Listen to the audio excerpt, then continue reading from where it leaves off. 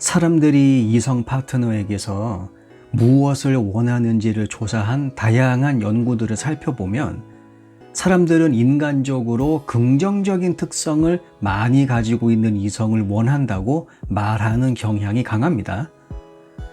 예를 들어 친절, 정직, 신뢰성 같은 것들이죠. 다시 말해 우리는 되게 좋은 사람에게서 매력을 느낀다고 말하며 우리를 잘 대해주는 사람들을 좋아합니다. 하지만 매력에 관한 여러 가지 과학 문헌들을 보면 매력에 관한 흥미로운 역설이 있음을 쉽게 알 수 있습니다. 간단히 말해서 사람들은 좋은 파트너에게 끌린다고 말하는 동시에 어두운 특성을 가진 사람에게도 끌린다고 말하는 것이죠. 여러 연구에서 매력과 관련이 있는 것으로 밝혀진 대표적인 것이 다크 트라이어드라고 불리우는 성격 특징입니다. 마키아벨리즘, 사이코패스, 나르시시즘이 바로 이것이죠.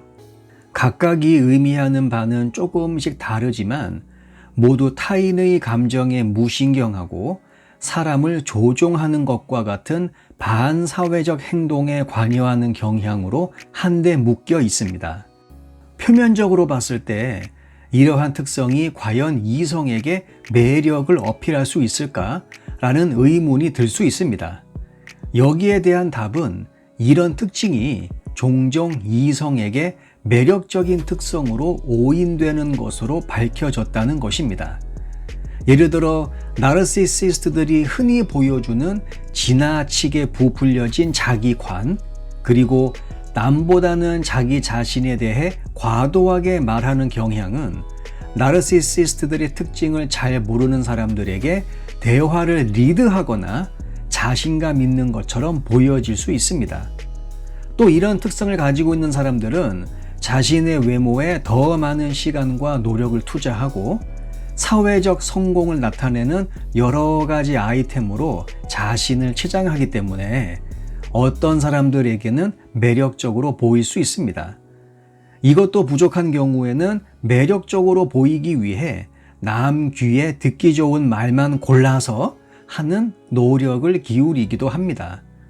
이 모든 행동들은 다른 사람들이 그들을 좋아하도록 조종하는 행동들이죠. 여러 연구에 따르면 이러한 어두운 특성을 가진 사람들은 종종 이러한 특성이 낮은 사람들보다 더 매력적이라고 평가됩니다.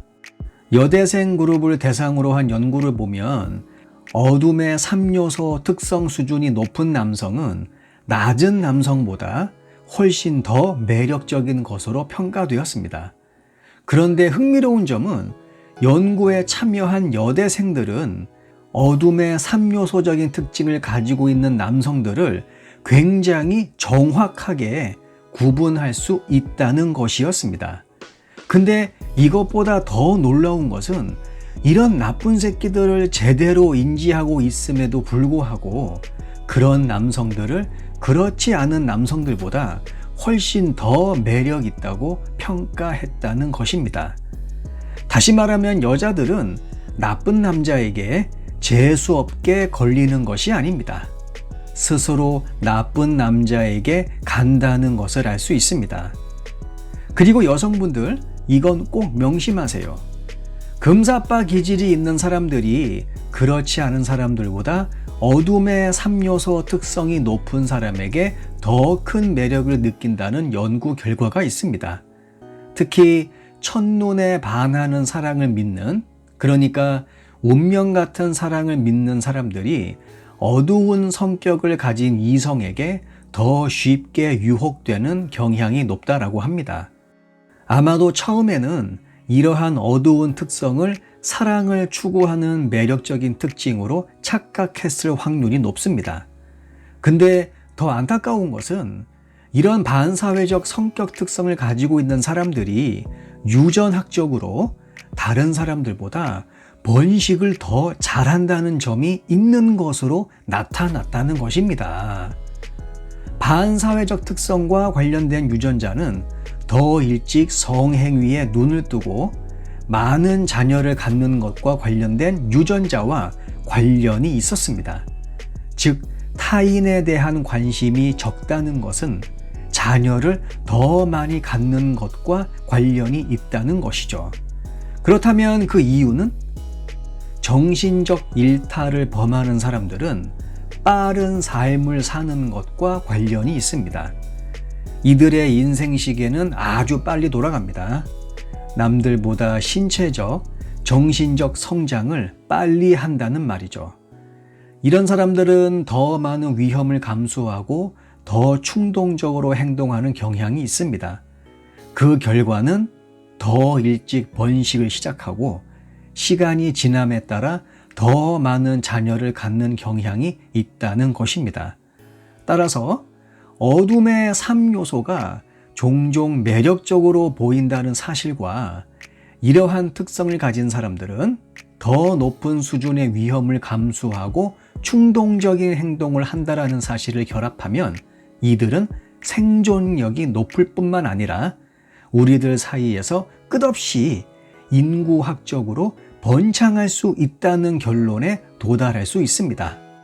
따라서 이러한 특성을 부여하는 유전자는 시간이 지남에 따라 더 많은 후손에게로 유전될 가능성이 있습니다.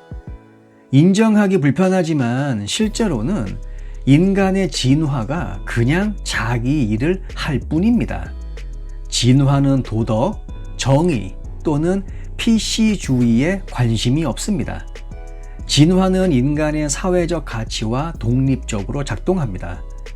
매력과 번식을 촉진하는 특성은 우리가 그러한 특성을 소중히 여기는지 여부에 관계없이 유전될 가능성이 가장 높은 특성입니다. 여자들이 나쁜 남자에게 자동적으로 끌리는 것은 그냥 본능입니다. 누구의 잘못도 아니죠. 하지만 우리가 무슨 원시 시대에 사는 것도 아니고 인간의 도덕과 정의를 무시하는 이런 생물학적 발전 상황은 반드시 잘 통제가 되어야 합니다. 제가 지금까지 채널을 운영해 오면서 가끔씩 하는 말이 있습니다. 첫눈에 하트 뿅뿅 하는 순간이 왔다? 어떻게 하라고요? Run! 도망가세요. 긴 영상 끝까지 시청해 주셔서 감사합니다. 영상 내용이 도움이 되셨다면 구독과 좋아요 눌러주세요. 다음 영상에서 뵙겠습니다.